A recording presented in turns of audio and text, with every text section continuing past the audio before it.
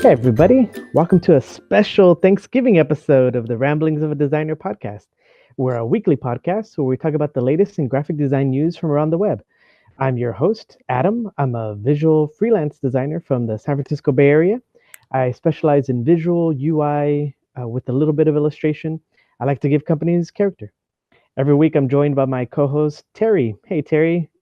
Hey, Adam. Welcome and happy gobble gobble and turkey day to you too. As Adam says, my name is Terri. I'm a UX UI designer from the Bay Area who helps bridge the gap between products and their end-to-end users.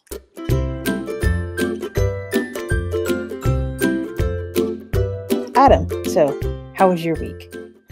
Yeah, you know what? My week went pretty good. Well, it's a mixed. So, first off, I finally presented my branding project to my neighbor slash Oh yeah. new client.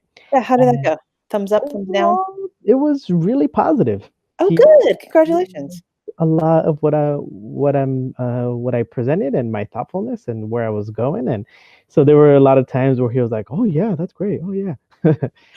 Awesome. Congrats. Yeah, it's great when like they give you all their stuff that they've been working on and you're like, oh no, we got it. Like for example, he showed me his business card and his business card had like 3 numbers on it, his email, it had like his address on it. And I was like, well, hold on. First off, you don't need your home address on there, because he's starting a new business from scratch. So let's get rid of that. You don't want to tell people where you live. Second of all, you have 2 numbers on there, one for an office, one for your cell. Let's simplify it because the way I see it is if they're trying to reach you and they try your office, you're not there. They try your cell, you're not there. Then like, you're only angering them.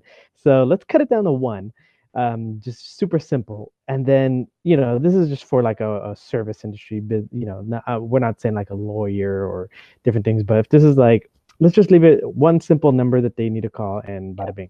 And so, yeah, so he saw the kind of little fixes I did and how I just simplified it, made the number really big and prominent on his card and everything. So everything went great.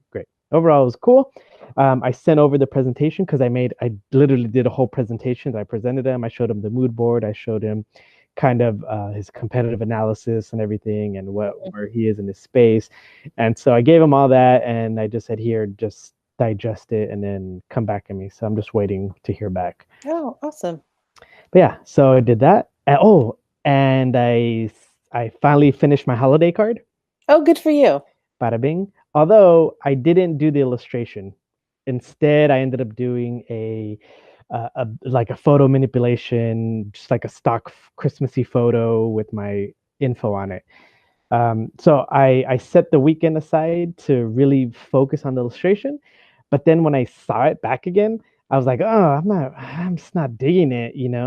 I wasn't really looking forward to working on it. And then if I were to fix it the way I wanted to fix it, it would take a lot more than time that I needed. And it's like almost December, so I needed to have something. So I just whipped something up and I sent it out. And so now it's at one of those online printers. And so I should get something next week. Oh, well, yeah. Hey, you got it done. You got it finished. That was your main goal anyway, right? Yeah, I have something. It's unfortunate that's not the illustration I wanted, but it's fine. If anything, well, just start this summer. Yeah, I mean, if anything, I could just Christmas card. I could finish it now, and then have it for as a backup for next year. Yeah. And then the last thing, and then that's it. I mean, I have a gripe of the week, but we could do that after if you want. But Terri, how's your week? It was very interesting. Got some reading done. I was listening to a podcast, actually. It wasn't for me. It was actually for my son. The podcast was The Warrior Kid. And there was 3 books written by Jocko Willink. And he's an ex-Navy SEAL of 20 years. And actually, I read both of his children's books, and it gives really good lessons, even for kids and even for adults to be surprised. So pretty much my son just grabbed my phone and he was like, entranced with like the Warrior Kid. I think Jocko has 19 episodes, and yeah, it was pretty cool. So that's all that I really did. Didn't do that much. Just found some interesting videos that basically I watched, which actually I'm going to be sharing them with you a little bit later on. It's a whole nother subsection, I think, within our design industry is coming up. I think it's been there, but I don't think now it's coming up to the surface a little bit more. So I'll share that with you a little bit later. And that's about it. And just getting ready for Thanksgiving, man. Awesome. What about your gripe? Any gripes this week? Just the air. Yeah, it's clearing up though, but Yeah, I know. But we just need a good rain just to wash everything away so everybody can turn their frown upside down and be happy again. yeah, I'm not an outdoorsy person, but I feel like this is gonna really make me and like be grateful for the outdoors and maybe spend some more time outdoors. Exactly. Yeah. So I mean, it is Thanksgiving. People are going to be traveling. Please travel safe. Just trying to try not to get upset if somebody, cut you off in line or in traffic or anything like that. They're in a rush. We don't always have to be in a rush. Just take a breath and just chill. I think the more people are chill this holiday season, I think less injuries and less irritated we will get. So anyway, that's just my 2 cents about griping, I guess. So my gripe of the week is imposter syndrome. So that kind of hit me earlier this week, and so I just kind of wanted to bring it out. I don't know what happened, like just earlier this week, I had it got me pretty good where I was like, oh man, none of the work I was producing like I liked, and then there were some I delivered some concepts, and then it turned out that like the the person that was for didn't really care for some of them, or like it wasn't kind of the style that they're looking for, and so I was like, oh man, like just that one day it kind of hit me pretty good, and I felt like I just felt miserable, but luckily it was just that day. The next day I recovered and I feel good now.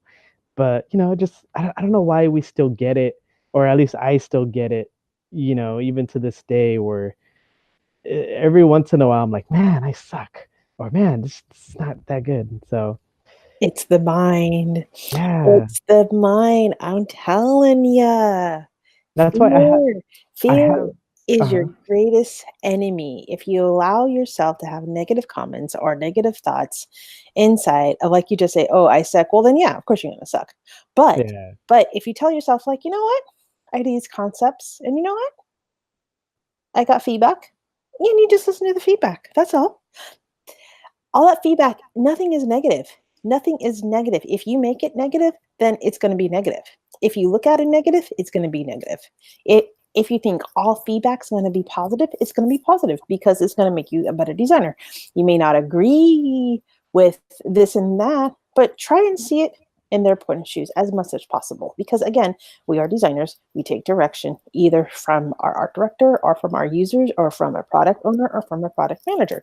So we can't get married to our concepts because design changes yeah, and it's supposed to changes. And you're supposed to do 50,000 designs on a concept. yeah, that's true. So And at the end of the day too, like I always have a mantra that I go to. I have these 4 kind of mantras that I say kind of every day, but the one of them is that none of them, or not even the people who I'm working with, like the client for that particular project, like they can't do what I do and they can't do how I do it. And so I just have to remind myself that, like, oh yeah, I mean, they can't do this, so they need me to help them, you know? yeah, And I mean, so, uh-huh. just for example, Adam, you can draw awesome. You can make cartoon characters, or you can, your sketching of your illustration is so out there and it's so awesome. I'm lucky if I can draw a stick figure or something, for that skill for me, I would have to practice a lot. And I am, but it's going to take a long time. But, everybody has their different strengths and their different other tools that they want to improve on. Again, I don't believe in weaknesses and I don't believe in negativity, because where's that going to get you anywhere? Nowhere. Yeah, It's wasted time, wasted energy, wasted space. So why even go there? Period. Done. true. Over. That's So lucky. anyway, that's my 2 cents. I'll shut up for now. Yeah, no, yeah, I agree. But every now and again, it just hits me. But Yeah, luckily, it's like it was just once in like the past kind of 2 months, So it passed and it's gone. that's Anyways, good. Good. so But let's go into the news.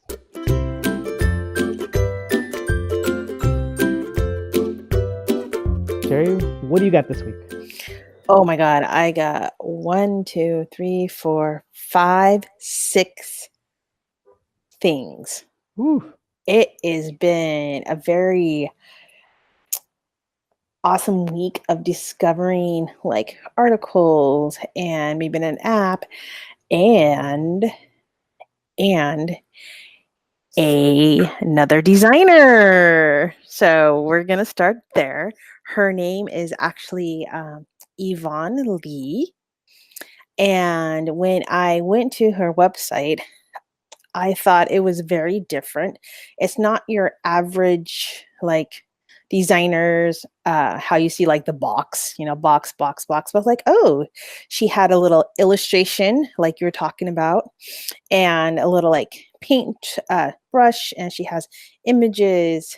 So when you go to her website, it says Yvonne, right? And then as you go down, it has these old images that is in the Polaroid like style and stuff. Yeah. And, they're not in order. They're in, kind of shows, about her, what she likes to do. Like, oh, interesting. So, and I like how the way she changed her type. It's not the same type, but if you keep scrolling down, it's like, hey there. And she uses that same element throughout her website. So I thought it was just it was just different. And it's like, oh, okay. And and that made me wanted to stay and read and get to know her better. So actually I wrote her saying, hey, can I want to get her permission as well to say, hey, I wanted to, kind of plug up your website and stuff. She's all, yeah, absolutely. So like I said, if I find somebody, I always email them out to ask permission. I just don't want to just do it just to do it. So anyways, if you go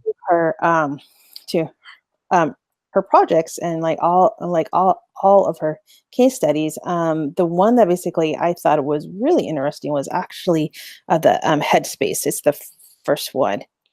And as she just goes in, talks about it, like the Gen Z and everything of the questions that she did her process. And it was very nice how she just did like step 1, step 2, very easy to read, very easy to follow. She did a usability test, and when you scroll down, there's her wireframes, and her wireframes are very big, and I can see them. And personally, that's what I like. I like to see um, the rawness of it. She even had a couple uh, squiggles and stuff like, oh, I'm going to change that title to mine. So, I mean, it wasn't perfect. And that's what I like about it. It's like, it's true her, like, you make a mistake, you just cross it out and you just add it there. And, again, that's what I like. So anyway, she went down, and then, I thought it was really interesting how she did the before and after regarding of her pages and stuff, of what she had and what she changed. And then I thought that was a really interesting way of to explain her process. So that was very, very cool in my opinion. So anyways, her name is Yvonne Li. Check her out. She is actually based in LA. So Adam, so what do you think? Yeah, it looks pretty cool. I I like how it's interesting how in her homepage, she has I feel like the typography is better, but it's because all the text throughout there is all image. So she used an image to get that effect. But if you go into the actual projects, the typography is more spaced out and bigger, and that's because it looks like and that's all live text. Right. So it is pretty cool to see how, you know getting that right typography for the web, you have to sacrifice so much. Like you can't kern, you can't, you could mess with the leading in some ways, and then you can't reflow the way you want it to reflow, and so to kind of get these little tricks here and there to get past that's pretty cool. But yeah, I also definitely like the before and afters that she has on her page, and yeah, she has a lot of cool stuff. Yeah, and then also too, I know she is looking. So companies, if you're hearing this podcast, I would definitely give her a ring because she her background, she's a marketer, writer, and a designer. So if you have a designer that can write, there you go, because writing is not easy. So yeah, reach out to her. Awesome. Okay, can I do one more and then we can go back to you? Is that okay? So we Yeah, can do it. okay, we just keep going, going, going. Okay. Okay, the second one is basically I'm just gonna roll into this one because we just talked about Yvonne's portfolio. So anyway, I found another article on Medium. It's called Portfolio Do's and Don'ts for 2018, which 2018 is almost ending, but I still thought it had really great information. So I will keep this short. This came out on September 20th from Onsite, and it goes to explain to the do's and don'ts, like the basics, like do buy a domain name, don't buy a crappy domain name. Extra points, the do's and don'ts, the content. They talk about content, they talk about the work, and it's kind of funny. It's like, do include your best work, don't include anything other than your best work, of course. Hmm. But anyway, it's just kind of funny how they wrote everything. And then it says do. Say who you are, what you do, and where you do it. Don't write in a third person essay. Do state your skills, the kind of work you do. Don't, and I can state this strongly enough, I include an infographic that reveals you are 100% at Photoshop. Congratulations on completing Photoshop, by the way. So, it just gives you just some tips, and then tells you about the site and just everything like that. So I will end with that. And number one, what do you think, Adam, about your do's and the don'ts of 2018? And what do you think the do's and the don'ts in 2019 will come? Yeah, I don't know. What's a good don't? Um, I definitely Don't be a agree with donkey. don't what Don't be a donkey. don't be a donkey. Yeah. Yeah, I don't know. I don't know what mistakes that I see. I mean, I would say don't not show your work, double negative. So do show your work, right? What I'm seeing more and more is that you have to really show you have to almost write a whole dissertation for every project that you do, but you do need you just having like one image under like logos and just have a logo. Like, no, that doesn't sell at this stage. You really need to like, Invest time. yeah, go and talk about your process, talk about why you made the decision, why you made the logo, what was the problem you had to solve, show some of your some of the grids and some of the even just the backgrounds of how you made the logo, the actual process itself, but just a lot of the design thinking um, that went behind the project. I mean, that's why for a lot of the stuff that I'm having to do, I'm like going back and creating new projects to put in my portfolio just so I could include all these design thinking processes in there. So I know what the challenge is right away. I have my sketches, I have my constructions of what I did, and I have like my colors and my profiles and my mood boards and my style guides and everything all included in there so that there's like no question of what I went through to create this product. But yeah. Yeah. Okay. So moving forward. So Adam, do you have any articles? Yeah, so I have two quick ones then. So one is this plugin for Adobe XD, and it's called Google Sheets for Adobe XD. So I knew before that you had the ability to, if you need to put in a bunch of data, you could import a CVS file, right? Like an Excel sheet file, Mhm. and then it'll populate that. But I did. but I never saw a plugin that allows for Google Sheets. And what Google Sheets has that benefit is that you can have a collaborative piece.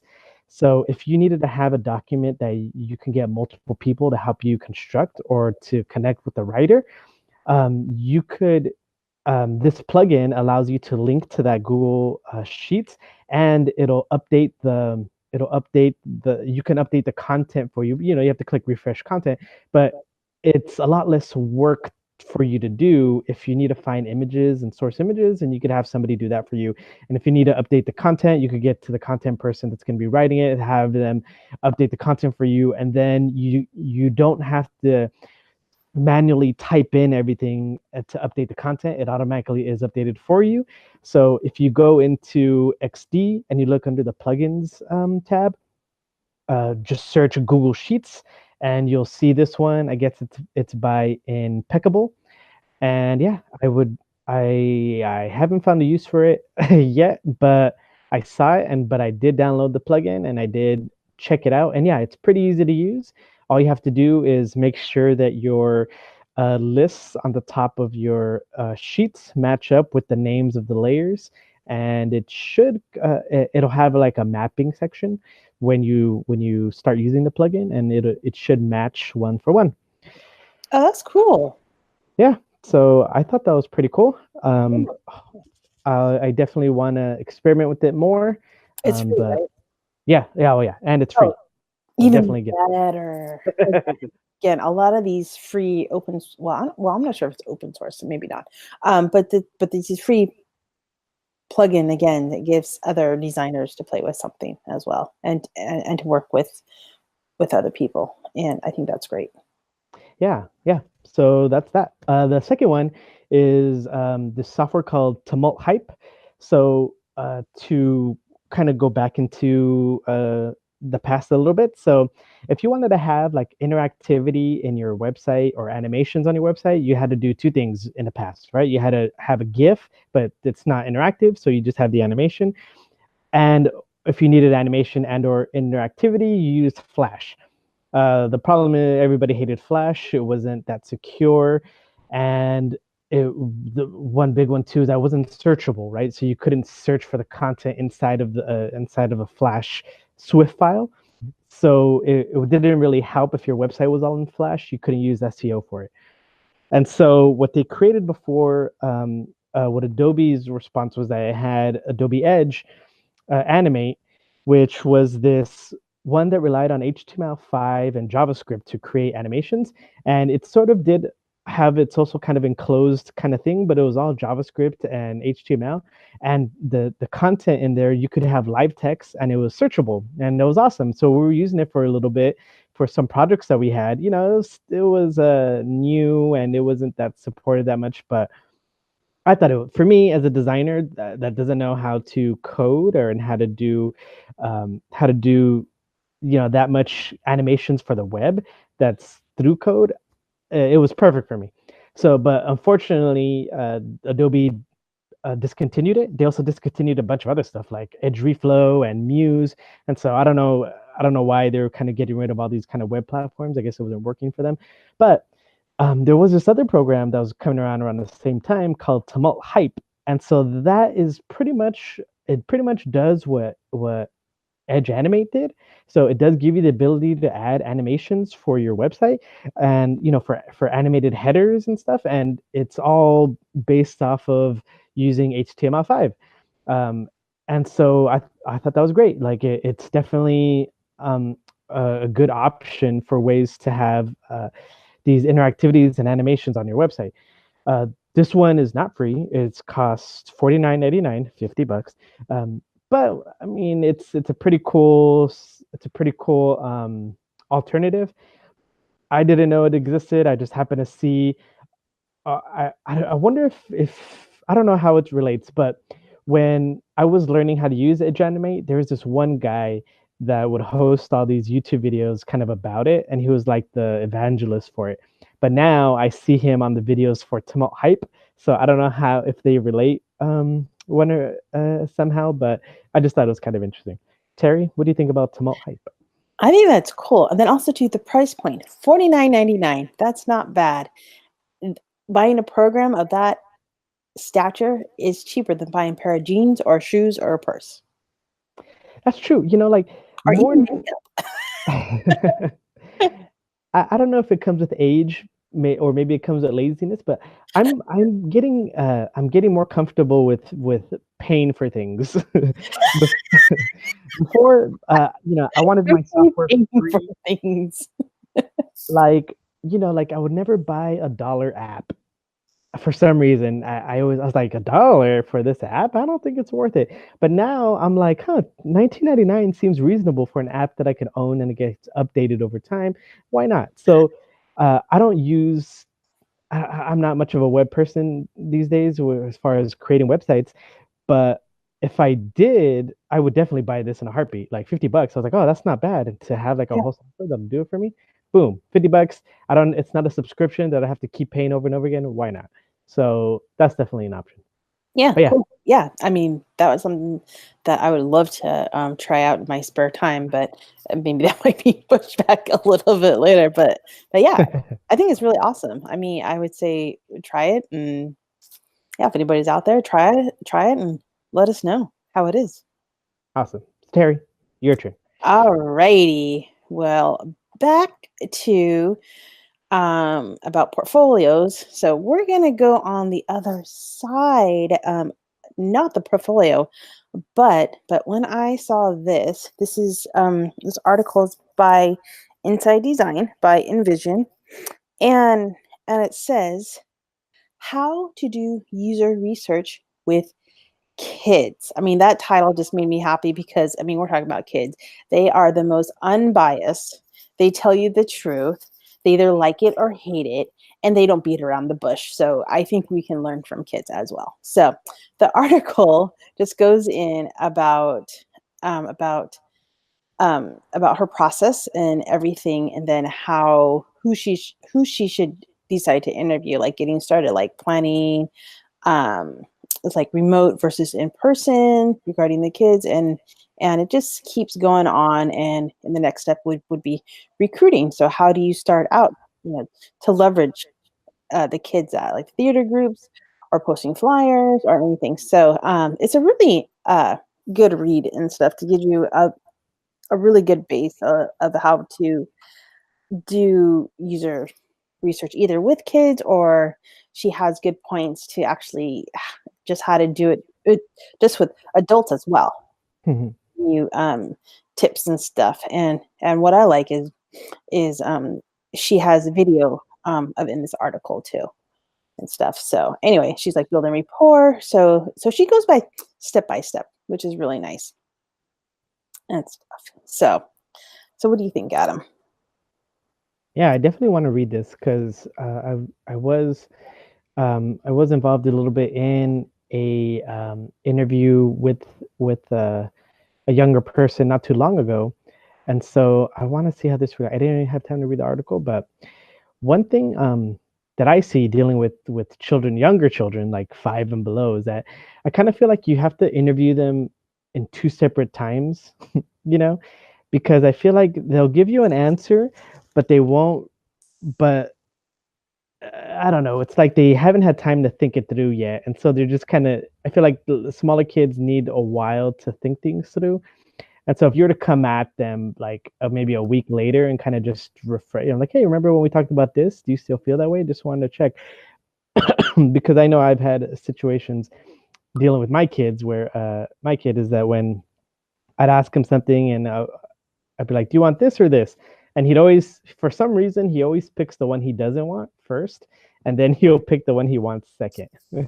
I don't know why, but he's always seems to go that route. Oh, And it's funny. so, yeah, so I kind of feel like come back at him at another time tomorrow or something, and just make sure, like, hey, just to make sure you still wanted this, right?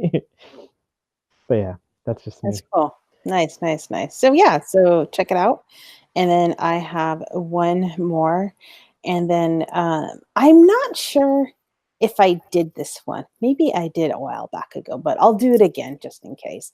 I stumbled across a website. It's called UX Tools. Basically, this owner, his name is Taylor, and he compares every single like UX UI tool that is out there. It's really awesome. So if you go to UX tools and you go to um, like the tools, he has design, prototyping, handoff, design libraries, versioning, and monitoring.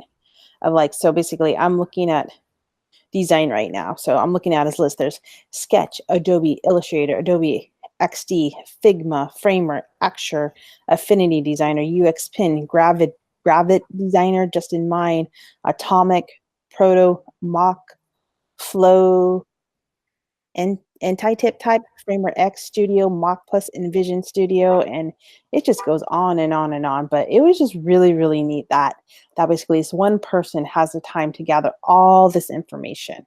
How much it costs, the offline pen tool, collaboration, comments, handoff, upwards, symbols, whatever it has. It's just really awesome. So so if Tyler's out there, thank you, Tyler. This is very awesome. Very, very awesome. So again, I'm not sure if I pointed this out or not, Adam. So what do you think? No, you did not post this out. This is pretty awesome. I love to see what the biggest of each kind of discipline you need softwares for. For example, for design, prototyping, handoff, design libraries, versioning, monitoring. So, for example, monitoring, this is the most popular is Hotjar. And I was like, oh yeah, well that's true. That's the only one that I've heard of, pretty much from all the rest of the software. I definitely like that usage meter. I Mm-hmm. didn't know Hotjar is not free, but oh, it has a free version, yes. Yeah, and so that's pretty cool. I definitely like seeing this. And then under platforms, it shows you, like under design, it shows you each software that people are using. So I guess the most popular is Sketch, and it tells you for what platform it is. Yeah. So Sketch is not on Windows. Well, not yet. Maybe it might be. Who knows? But anyways, yeah. So I thought that was kind of cool. So that is uxtools.co. But again, everything will be in our show notes. So Adam, do you have any more articles? Yeah, I have another two quick ones. One is a Reddit thread uh, and their design forums that I saw this week, and it was about Adobe stock. And the title is Adobe stock is fraud. You pay $30 for 3 images a month, but if you want to retain ownership, you have to pay $30 per month for the rest of your life. So I guess there was a user that has an Adobe stock account. And I guess what I learned from this is that whatever images you buy, you retain the license for them, right? To use, so they're yours. But you get, under this plan, you get 3 a month. But if you decide to cancel your subscription before you get your three, then you don't get those three. They'll just cancel it there out, which I don't think that's fair. I think that if you're entitled to having three that month and you cancel anytime, you should still have it for that period that you're supposed to use it. But no, that's like not a thing. And going through this thread, there's a lot of different like interesting things that kept popping up. Like one of them was that there's a story that their client was getting sued by Getty Images because they were using this image, and apparently what happened is that they got the image from one of these kind of free sites that are well known go-to free places, but the uploader kind of stole the image from Getty Image and then uploaded it to that site, and so that ended up getting everybody involved in trouble. Ooh, that's a Yeah, no no. and I'm like, oh man, because I rely on those free sites a lot. There's like Pixabay and there's like Pexel, I believe. And if I don't want to have to worry about like having stolen images on there, that's gonna get into legal repercussions, especially if you're working with a client and it's like a year later or something, and they're like, hey, why are we getting sued? And I'm like, oh, images. I don't know the legality. I just screwed you over. I'm sorry. Yeah. Again, it's Thanksgiving. You don't want to do that. That's a no-no. So don't do that. Yeah. So now I'm wondering if like maybe having an Adobe stock subscription is worth it. I mean, $30, that's kind of a lot if That's I'm a not lot. That's like 10. using. That's like $10 an image, right? It is $10 an image, and you're forced to get 10. Like I'm like, man, I feel like I have to just get stuff just because it's time to get stuff, so I have to get whatever. I don't know if I like that. I wish there was more of a pay as you go system. I don't know, but Yeah, I think that's, I don't know. I mean, it could be good, but it can be bad. But 3 for $10, you know, that's $10 an image is really cheap, to be honest. I'm not gonna lie. $10 an image is a really good deal. The problem is that to force you to do it every month just to keep the subscription, that's like that's Adobe's model anyways. They kind of it kind of they squeaks. Yeah. yeah, they kind of twist your arm, man. Yeah. Well, that's So anyways, okay. No more griping. It is what. yeah.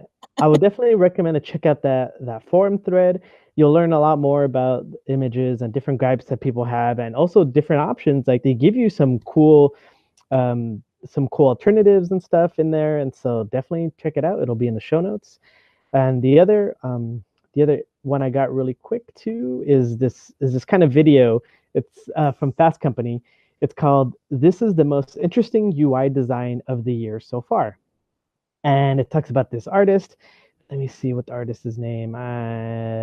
Martina Wynn, and she created this kind of interface for her laptop where, um, which would be kind of cool. I could see in the future us kind of implementing things like this. But she has a software where she'll have like window blinds off to the side, and as soon as she lowers the blinds, um, a secure network internet browser will pop up, like Tor, something that's non-trackable.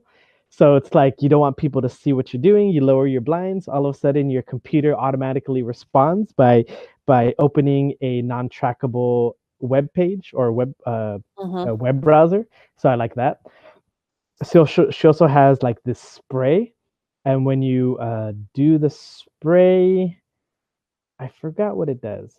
Um, it was in the video, but she also has this kind of wipe, and then when you press the wipe, it'll wipe away your cache and your history.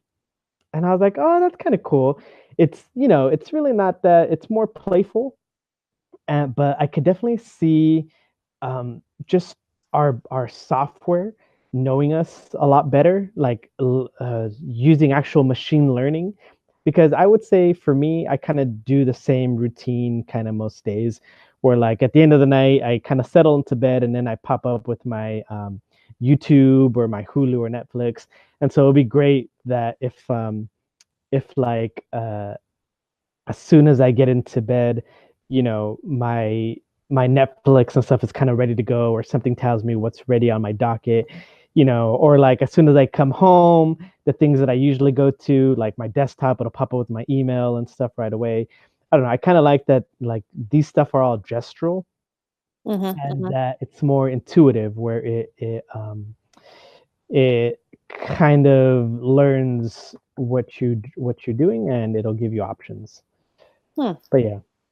Oh, I see. The last one is that it has a spray, and when you press the spray, it says it'll automatically mask your online presence through a VPN. So if you're trying to, let's say, stream illegally, just you use your little spray button, and automatically it'll come up with the VPN. So I thought that was kind of cool. But yeah, that was it's pretty simple. It's not really useful right now, but I definitely see us in the future using some sort of gestures or some sort of like routine that it'll automatically know what we're thinking and adjust. So, what do you think about that? I would definitely have to agree with you that as our industry gets more smarter and just smarter and going and learning, definitely machine learning is going to be going that way, and definitely interaction with our laptop. using the screen, touch the screen and everything like that. So yeah, I think that Like, will be definitely awesome to see. And maybe we might work for a company, or maybe friends of friends will work for a company, or maybe somebody out there who's listening to the podcast, maybe they might invent something. Who knows? Anything is yeah. possible.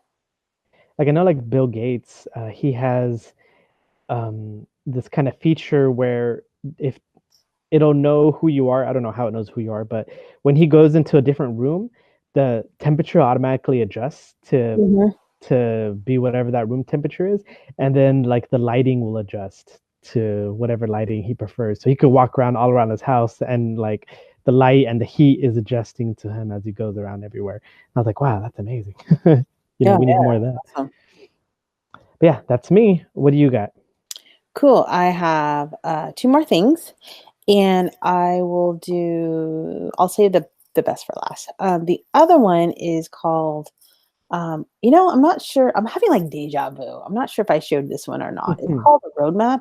It's actually of a visual. Um, I'll just read the headline. It says, "Stop organizing tasks. Start prioritizing your team's work." So you can manage tracking your team's work with roadmap is called. But I was kind of thinking about this. Is like instead of using your projects for roadmap or your task, what about your own task, which you Mhm. need to do? Can you get better organized with this? And I really like the website. I thought it was really interesting and just kind of a little bit different. It was more illustration with colors. It kind of reminded me of like a Lego colors and stuff. So Mhm. and then I thought the price, it says no nickel and dime, just $6 per month, user per month. So I thought that was kind of neat. It's like, well, $6 under $10. Again, under $10. But under $6, you get a whole program, not just Mhm. an image. But anyway, I thought it was awesome. You can check it out. You can sign up with Google and you can try it for free. And they said why roadmap, and then give you of their story and just everything like that. So I thought it was just a little bit different, and you never know. It may work for you or maybe not. So what do you think, Adam? Yeah, it's interesting. It's like a simpler version of like a Gantt chart. And it looks like it's almost like it's like a Asana as well, kind of mixed in a little bit. Mhm. It looks interesting. I'm watching their video right now. $6 is pretty cheap, and you could try it for free. But yeah, I mean, I would just have to see it in action. It'd Yeah, be like I said, it's just another thing that maybe this might work for somebody else. Maybe not you or for me, but somebody else out there. Try it and let us know.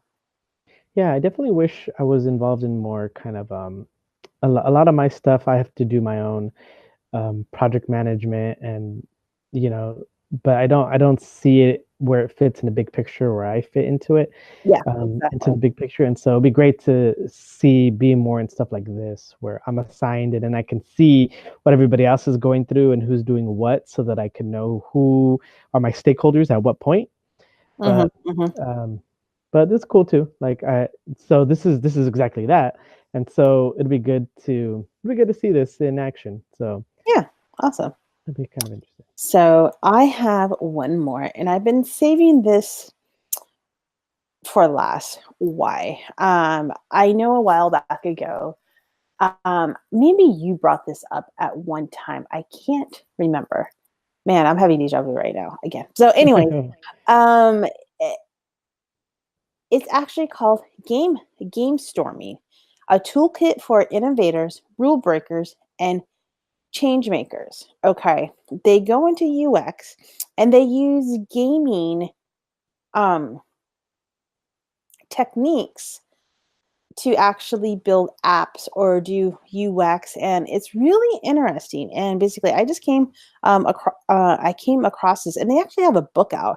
It's called Game Storming, and there's like a lot of videos out there. If you go to gamestorming.com, underneath about, there's like 1, 2, 3, 4, 5, 6, 7, 8, 9, about 10 different videos. And basically, I watched half of them. It's like, oh my God, it rang true. So this is just another arsenal to put in your toolkit underneath your skill set, just like how design system is, or theme design, or anything like that UX, user experience, or like service design. What is a blueprint? So game storming, they have their own techniques and stuff like that. So I would recommend watching some of the videos and see what's out there. Actually, I might be getting the book. I'm still thinking about it, but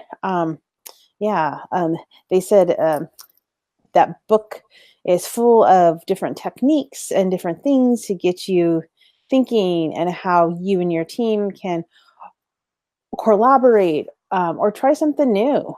Maybe you can combine two techniques and make up something your own as well. So that's what I like about it. So it's definitely a big thing. I think it's coming out. I think it's been out for a couple years, but I think now it's starting to get more traction. So anyways, what do you think, Adam? Yes, I think this is awesome. I am going to definitely check this out. Like, so one of the things I always um, think of is looking for, especially in other industries, and how are they solving their problems that they have. Like when I think of trade show booths, sometimes I like to think of how casinos get your attention, because you know casinos, they work on trying to get your money as much as possible. How do they entice you with their machines? Like, why do you pick the one that you pick, and then how can you use that same kind of mentality when you're designing a booth for your, a screen to draw people into your booth? How do you get people to know to click and to get a reward system when using your app? Games are really great at that. They're really great at making things, making what the objective is, making what is good to interact with, what's bad to interact with, and getting your attention in such a cool and designy and illustrative way.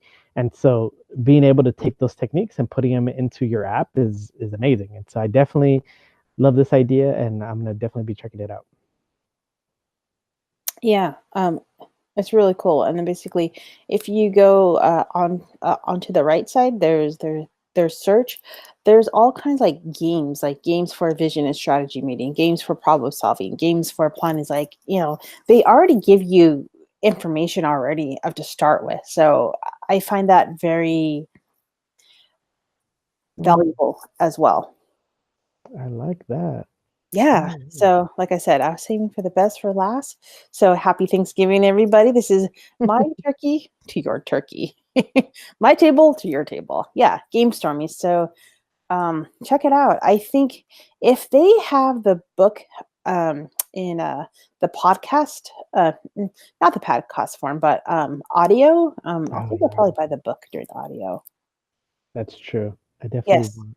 Yes, and then I signed up for their newsletters, because you can subscribe for news, tips, tools, and techniques. So I already did it, and basically I already got a couple. No, I got one email for them, and I read it. It's like, it's really cool.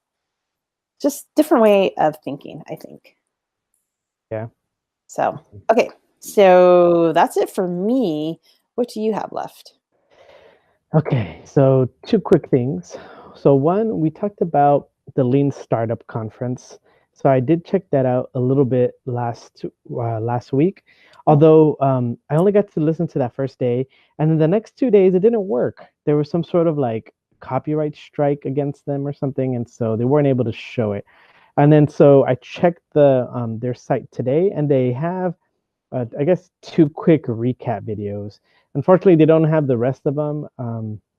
But it would have been great if they posted somewhere. And if I do find them, I'll post it in show notes. So that's kind of unfortunate. I felt like it Oh, was a really missed opportunity. Yeah, especially for the online uh, people to not be able to see the whole thing.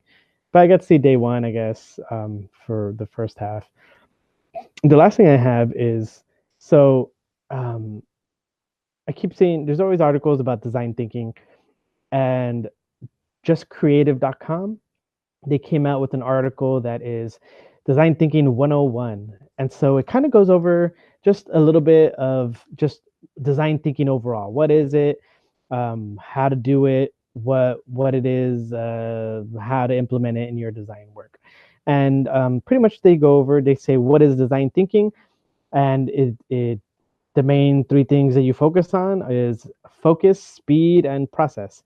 And so it just kind of goes over like, rapid iteration, prototyping, just being able to fail quickly. All these kind of processes is a quick read. If you don't know what design thinking is, or if you're just like, I kind of know what it is, but I wish I knew more about it, this is a great overview. Kind of goes over just a little bit of everything so that you get to know each step and how to do it. And yeah, I would recommend checking it out.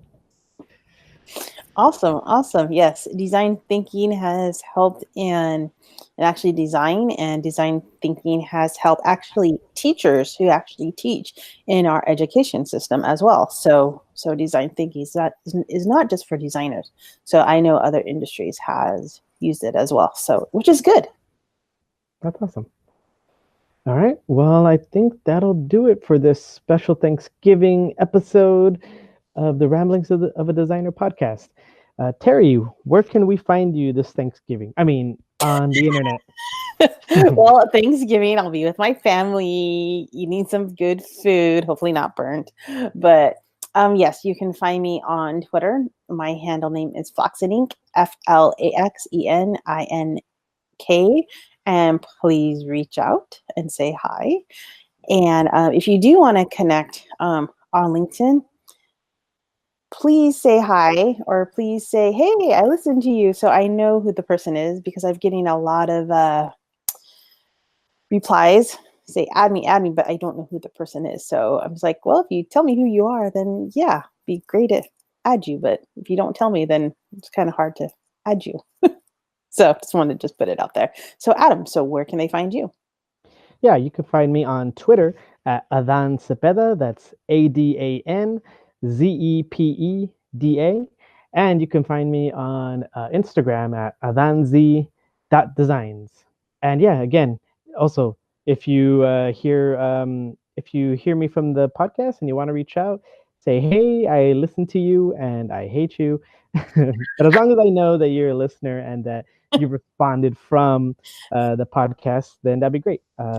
Let us know. Subscribe to our YouTube channel. We have a YouTube channel where we have just the audio version as well, but you get to listen to it on YouTube instead of on a podcast platform. I don't know why, but in case you want to listen to it on there, it's on there as well. Yeah, and yeah, give us a joke. Tell Adam your funniest joke. Not Yeah. joke. Yeah, maybe. I don't know. Anyway, so everybody design and keep on designing, keep on creating, and if you fall down, get back up. It doesn't matter. Designs are supposed to change. They're supposed to change and happen. So happy Thanksgiving. Adam, you have a great Thanksgiving with you and your family. Gobble, gobble. Gobble, gobble. Bye-bye. Aloha.